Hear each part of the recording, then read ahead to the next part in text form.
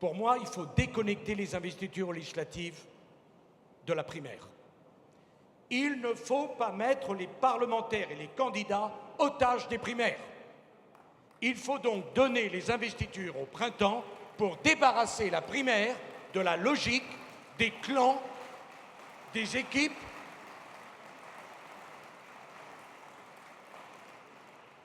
où on choisira un candidat non pas parce qu'il est le mieux pour gagner, cher Christian, mais parce qu'il est le plus copain de celui dont on espère ou de celle qui sortira premier des primaires. Est-ce qu'on pourra trouver un accord là-dessus? En tout cas, moi je me battrai pour qu'on trouve un accord là-dessus. La question n'est d'ailleurs pas la difficulté. Est-ce qu'on donne les investitures en décembre ou en juin? La question, c'est avec quel état d'esprit on choisit nos candidats. Je ne veux pas d'un état d'esprit de secte, de club de supporters. On choisira partout, on essaiera les meilleurs. D'ailleurs, mes chers amis, c'est bien ce qu'on a fait pour les départementales et pour les régionales, cher Roger. Sans qu'il y ait eu de polémique, à une exception près, je dois le reconnaître, où quelqu'un qui avait donné sa parole ne l'a pas tenue. Donc pour moi, c'est clair, c'est en juin, dans un état d'esprit qui est celui du rassemblement.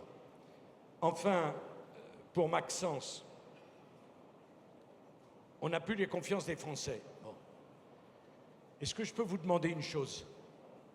On reconnaît nos torts, mais arrêtons de nous couvrir la tête de cendre.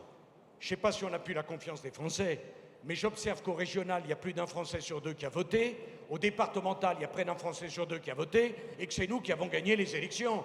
Il y a beaucoup de gens qui aimeraient être dans cette situation-là. Alors, c'est une maladie que j'ai bien connue. Alain, tu t'en souviens? C'était, je crois, le milieu des années 80, les réformateurs ou les rénovateurs qui nous expliquaient que ni Chirac ni moi on savait faire la politique, mais qu'eux allaient rénover la politique. Seulement, à l'arrivée, il y a eu deux présidents de la République. L'un s'appelait Jacques Chirac, l'autre c'était moi. Donc on ne devait pas si mal savoir faire de la politique.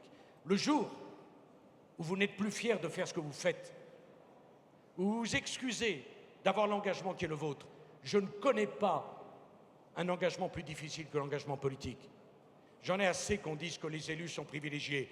Ce n'est pas vrai, parce qu'un élu, il est renvoyé ad nutum à l'issue de son mandat, sans rien.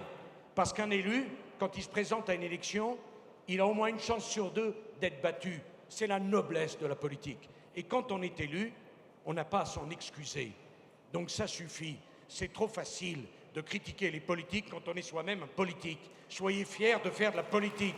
J'ajoute, pour être tout à fait compris, que de mon point de vue, nos assemblées sont trop nombreuses et qu'il faudra réduire le nombre de mandats de parlementaires, mais en revanche, je dis que faire des parlementaires qui n'auraient pas le droit d'avoir un mandat local, c'est une erreur monumentale, parce qu'on fera alors des spécialistes de la législation et on privera les territoires